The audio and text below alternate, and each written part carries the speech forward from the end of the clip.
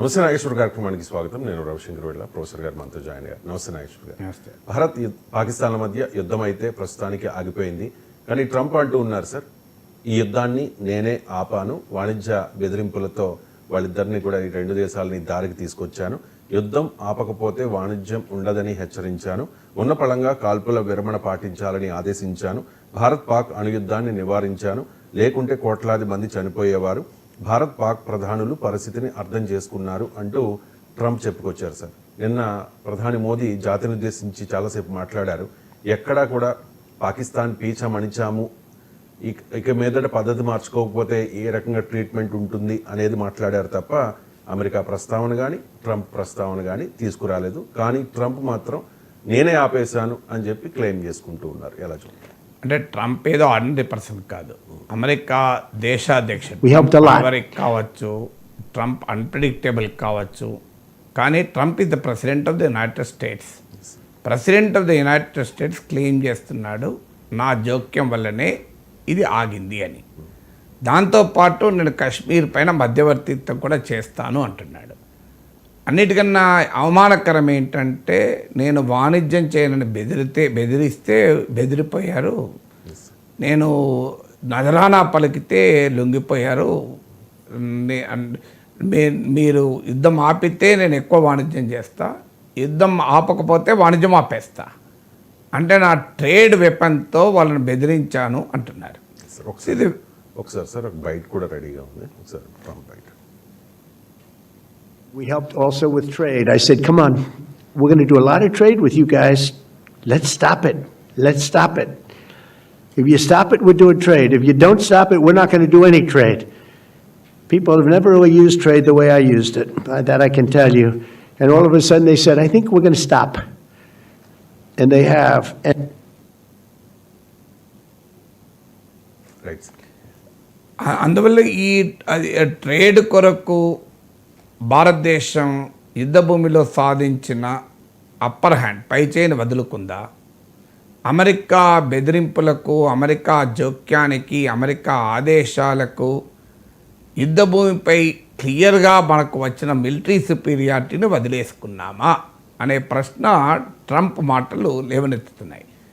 ఇప్పటికీ కూడా మీకు పెద్ద ఎత్తున ప్రజల్లో ఉండే అనుమానము, ప్రశ్న ఏంటంటే కాల్పులు ఎందుకు ఆపాము? ఎందుకంటే ప్రధానమంత్రి మాటల్లో కానీ మన మిలిటరీ అధికారుల వివరణలో కానీ స్పష్టంగా మనకు తెలుస్తుంది, పాకిస్తాన్ను కోలుకోలేనంత దెబ్బతీశాం, తీవ్రవాద స్థావరాలని ధ్వంసం చేశాం, పాక్ ఎయిర్ బేస్ని నాశనం చేశాం, ఆఖరికి పాక్ మిలిటరీ హెడ్ క్వార్టర్స్ అయిన రావల్పిండిలోని నూర్ఖాన్ ఎయిర్ బేస్ కూడా నాశనం చేశాం. భారతదేశం పాకిస్తాన్ పైన తీవ్రమైన నష్టాన్ని ఇంపోజ్ చేస్తే భారతదేశ ఎయిర్ డిఫెన్స్ వ్యవస్థ పాకిస్తాన్ క్షిపణుల్ని, డ్రోన్లను సక్సెస్ఫుల్గా ఆపేసింది. మన నావీ కరాచీని కూడా గురిపెట్టింది. ఇంత బ్యాటిల్ ఫీల్డ్ అప్పర్ హ్యాండ్ వచ్చాక ఎందుకు అర్ధాంతరంగా వదిలేశాం? ఈ ప్రశ్న సామాన్య భారతీయుల నుంచి మొదలుకొని మీకు ప్రొఫెసర్ బ్రహ్మాచలాని లాంటి వ్యూహాత్మకరంగా నిపుణులు, అంటే బ్రహ్మాచలాని ఒక్కరే కాదు, ఇలా స్ట్రాటజిక్ కమ్యూనిటీలో చాలామంది రైజ్ చేస్తున్న ప్రశ్న. ఎందుకంటే మనకేమీ భ్రమలు లేవు, పాకిస్తాన్ తీవ్రవాదాన్ని ఆపుతుందని, అసలు కాల్పుల విరమణనే రెస్పెక్ట్ చేస్తుందన్న భ్రమలు లేవు. ఒకవైపు కాల్పుల విరమణ అంగీకరిస్తూనే మరోవైపు దాడులు చేస్తున్న నిన్న కూడా సాంబా ప్రాంతంలో జమ్మూ కాశ్మీర్లో ప్రైమ్ మినిస్టర్ స్పీచ్ ఇస్తున్న సమయంలోనే డ్రోన్లు గుర్తించబడ్డాయి. పాకిస్తాన్ తీవ్రవాదుల్ని అప్పచెప్తానని ఏం ప్రామిస్ చేయలే. మసూద్ అజర్నో, హఫీజ్ సయీద్నో పహల్గాం దాడిలో పహల్గాం దాడిలో బాధ్యులైన ఏ తీవ్రవాదిని మనం అంతం చేయలే, ఏ తీవ్రవాదిని మనకు పాకిస్తాన్ అప్పచెప్తానని ప్రామిస్ చేయలే. పాకిస్తాన్లో ఉన్న తీవ్రవాద స్థావరాల్ని క్లోజ్ చేస్తామని పాకిస్తాన్ హామీ ఇవ్వలే. ఆఖరికి మనం చెప్తున్నాం తప్ప పాక్ బతిలాడింది, పాక్ ప్రాధేయపడింది, పాక్ శరణొచ్చిందని వాడు మాత్రం మేమే గెలిచామని చెప్పుకుంటున్నాడు. ఇలాంటి సమయంలో ఎందుకు ఆపాము? సో క్లియర్గా ఇప్పుడు మనం 1971లో వార్ ఆపాము. అప్పుడు 90,000 మంది పాకిస్తాన్ మోర్ దెన్ 90,000 సోల్జర్స్ భారతదేశానికి సరెండర్ అవుతూ ఇన్స్ట్రుమెంట్ ఆఫ్ సరెండర్ పైన పాకిస్తాన్ అధికారి సంతకం చేశాడు. ఆ ఫోటో కూడా ఇప్పటికీ ఉంది.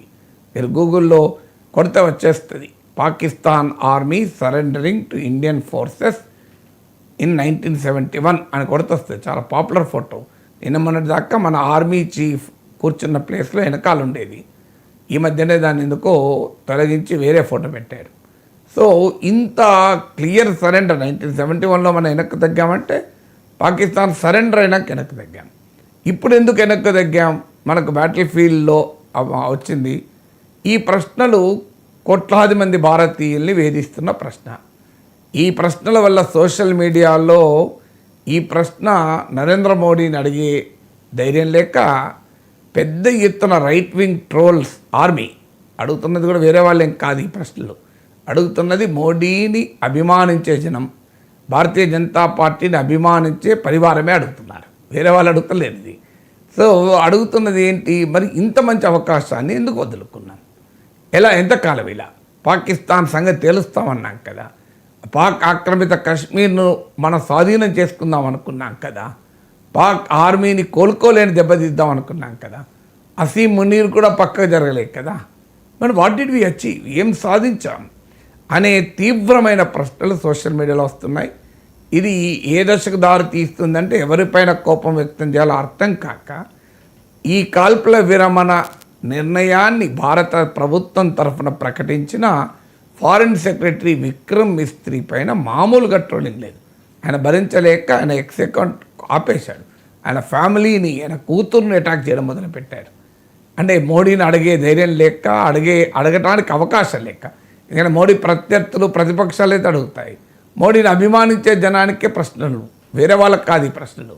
మోడీని, బీజేపీ పరివారాన్ని విపరీతంగా అభిమానించే వారి నుంచే ప్రశ్నలు. మరి ఎందుకంటే పెరిగిన జింగోయిజం, అది అతి జాతీయవాదాన్ని పెంచిన తర్వాత, భావోద్వేగాలను రెచ్చగొట్టిన తర్వాత ఇక సహజంగా వచ్చే ప్రశ్నలు. ఈ ప్రశ్నలకు ఆన్సరు ఎక్కడా దొరకడం లేదు.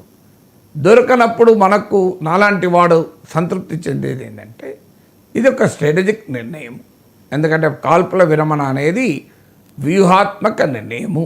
దాన్ని లొంగిపోవడమో, పారిపోవడమో, వెనక్కి తగ్గడమో నాలాంటి వాడు అన్నాడు. ఇది వ్యూహాత్మక నిర్ణయం. వ్యూహాత్మక నిర్ణయం తీసుకునేది నాలాంటి వారు కాదు. వ్యూహాత్మక నిర్ణయం తీసుకునే ప్రెరగేటివ్ భారత ప్రభుత్వానికే ఉంటుంది. ఎందుకంటే అన్ని రకాల సమాచారాలు, లాభ నష్టాలను సరిగా అంచనా వేయగలిగే పరిస్థితులు కేవలం గవర్నమెంట్ ఆఫ్ ఇండియాకు ఉంటుంది. అందువల్ల త్రివిధ దళాధిపతులతో చర్చించాక, జాతీయ భద్రతా నిపుణుల్ని కన్సల్ట్ చేశాక, in its own wisdom government of India the taken a decision. అది ఆ డెసిషన్ కరెక్ట్ అని నేను నమ్ముతాను భారతీయునిగా. ఎందుకంటే ఆ డెసిషన్ తీసుకునే ప్రెరగేటివ్ ప్రభుత్వానికి ఉంటుందని నమ్ముతాను కనుక. కానీ సమస్య ఏంటంటే ఈ ట్రోల్ ఆర్మీకి మాత్రం ఆన్సర్ దొరకడం లేదు. ఈ సమయంలో ప్రభుత్వానికి సరిగానే నిర్ణయం తీసుకొని ఉంటుంది. దానికి జెన్యూన్ స్ట్రాటజిక్ రీజన్స్ ఉండొచ్చు, వ్యూహాత్మక కారణాలు అని సంతృప్తి చెందే వారికి ట్రంప్ వ్యాఖ్యలు ఒక పెద్ద సమస్యగా మారాయి. ట్రంప్ పోని వ్యాఖ్యానించాడు, దానిపైన ప్రధానమంత్రి ఎందుకు రెస్పాండ్ కాలే, ఎందుకు ఒక్క మాట ఇది తప్పనలే. ట్రంప్ను పేరు పెట్టి తప్పనాల్సిన అవసరం లేదు, డిప్లొమసీ ఉంటుంది. ఎందుకంటే మనకు తెలిసిన మేరకైతే అమెరికా నాయకులైన vice president JD Vance, America foreign secretary Mark Rubio మన ప్రధానమంత్రితో పలుసార్లు మాట్లాడారు ఈ క్రైసిస్ పీరియడ్లో.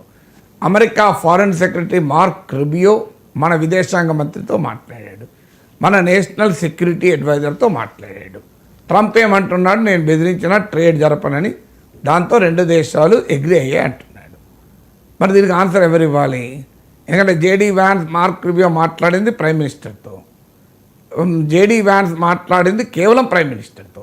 ఈవెన్ ఫారిన్ మినిస్టర్తో కూడా మాట్లాడాడు ఆయన. ఫారిన్ మినిస్టర్తో వాళ్ళ ఫారిన్ మినిస్టర్ మాట్లాడాడు. మరి హూ నోస్ ఏం జరిగిందనేది జేడీ వ్యాన్స్ తెలియాలి, నరేంద్ర మోడీకి తెలియాలి. జేడీ వ్యాన్స్ తరఫున ట్రంప్ అంటున్నాడు, నేను ట్రేడ్ జరపనని బెదిరిస్తే వెంటనే అంగీకరించారు అని ట్రంప్ అంటున్నాడు. చెప్పాల్సింది ఎవరిగా కేవలం నరేంద్ర మోడీయే. నరేంద్ర మోడీ మౌనం వహిస్తున్నారు. ఇది అనేక అనుమానాలు దారితీస్తుంది. అయితే నరేంద్ర మోడీ ఏం చెప్పాలి సార్, ట్రంప్ ఈజ్ రాంగ్ అని అంటాడా ఈ టైంలో? ఎందుకంటే అమెరికా అవసరం మనకు ఉంటుంది ఈ టైంలో. నేను అలా అనుమానం కూడా అంటలేను. There is a diplomatic language. So దాన్ని డిప్లొమాటిక్ భాషలోనైనా ఆ అంశాన్ని ప్రస్తావించి భారతదేశం ఈ నిర్ణయాన్ని తన దేశ ప్రయోజనాల కోసం, తన దేశ హితం కోసమే తీసుకున్నాము. ఇందులో విదేశాల ఒత్తిడితో ఇండియా తన foreign policy decisions, strategic policy decisions తీసుకోదు. ఇది ఏదో ఒక రూపంలో ఎందుకు చెప్పలేదు ఎవరికి అర్థం కాని అంశం. కానీ భారత ప్రభుత్వ వర్గాలు మీడియాకు లీక్లు ఇచ్చాయి. That is not the way to answer. America ప్రభుత్వ వర్గాలు లీక్లు ఇవ్వలే, ట్రంప్ మాట్లాడాడు.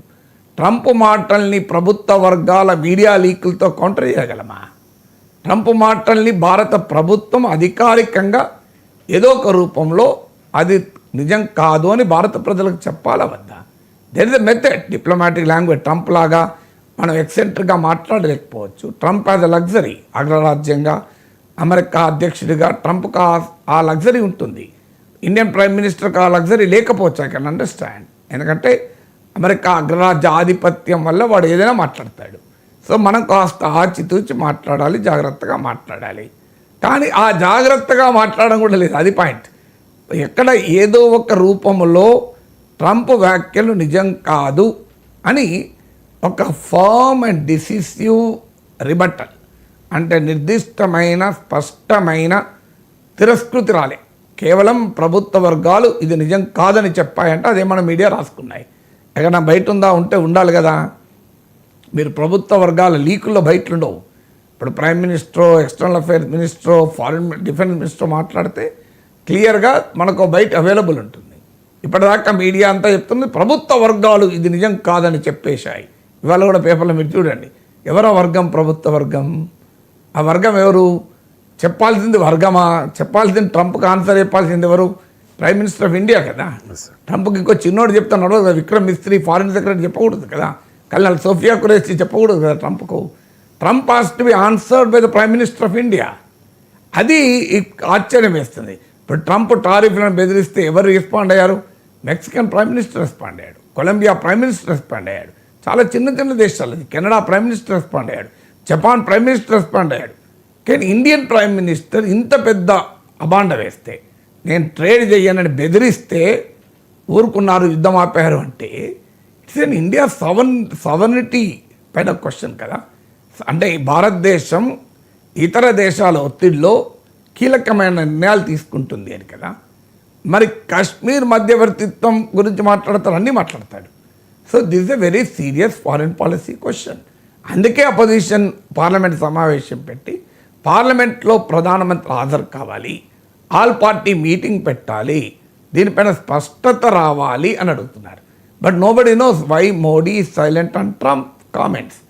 నేను మళ్ళీ కూడా చెప్పేది, ట్రంప్ వాట్లాడు లెట్ స్టాప్ అంటే నేను ఆగిపోయారు, అలా రిప్లై ఇవ్వని కూడా అంటలేను. ఇండైరెక్ట్ కూడా రిప్లై ఇవ్వచ్చు. డిప్లొమసీలో భాష వాడడాన్ని రకరకాల, ఈవెన్ ట్రంప్ పేరు ప్రస్తావించకుండానే ట్రంప్కి అర్థమయ్యే భాషలో చెప్పచ్చు, డైరెక్ట్గా చెప్పదలుచుకోకపోతే.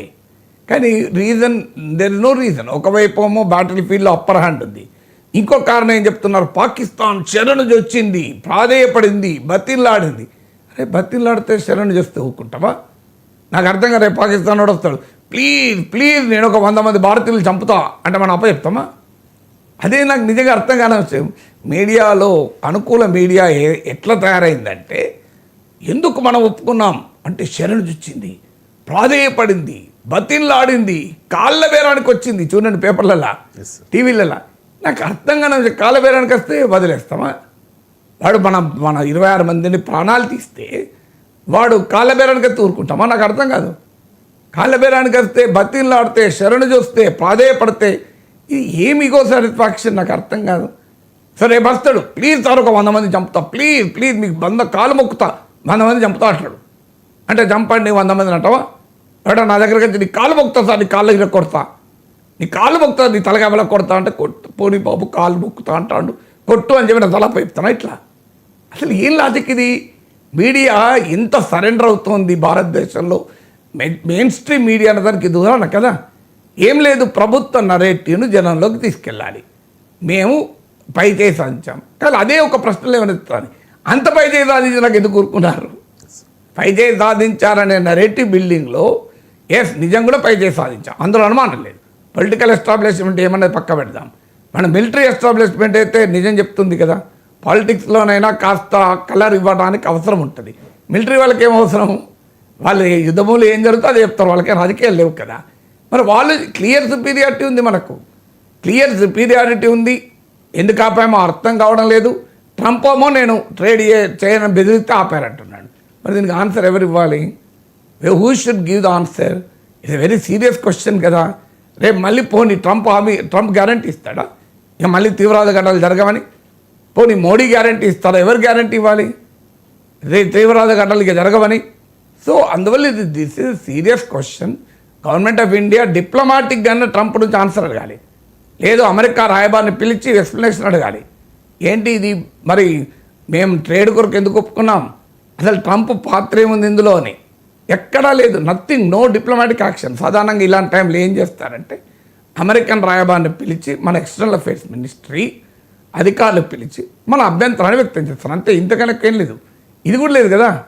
అంటే ఇప్పుడు ట్రంప్ మాటల పట్ల మోడీ మౌనము ఏం చెప్తోంది? ట్రంప్ నిజమే చెప్పాడన్న వాస్తవం అనే అభిప్రాయాన్ని కలగజేస్తుందా లేదా? So there is no answer to this. Why Modi is silent on Trump comments? ఇది ఇప్పుడు హ్యాష్ట్యాగ్, ఎవరికి అర్థం కాని హ్యాష్ట్యాగ్. రైట్ సార్, ఇప్పటివరకు జరిగిన 4 యుద్ధాల్లో అంటే 5వది ఇది 2025 యుద్ధం. 1947, 65, 1971 ఇందిరా పేరు గుర్తొస్తుంది అందరికీ. 1999 కార్గిల్ యుద్ధం, వాజ్పేయి. ఇప్పుడు నరేంద్ర మోదీ 2025 ఇండియా పాకిస్తాన్ యుద్ధం. సో 4 యుద్ధాల్లో గెలిచాం. 5వ యుద్ధంలో మనమే గెలిచాము అని చెప్పి మనం చెప్పుకుంటూ ఉన్నాం, పాకిస్తాన్ గెలిచిందని చెప్పి పాకిస్తాన్ క్లెయిమ్ చేసుకుంటూ ఉన్న పరిస్థితి. అండ్ ఇక్కడ ఇందిరా ప్రస్తావన ఎక్కువగా తీసుకొస్తూ ఉన్నారు సార్. సోషల్ మీడియాలో కూడా ఇందిరా అప్పుడు 1971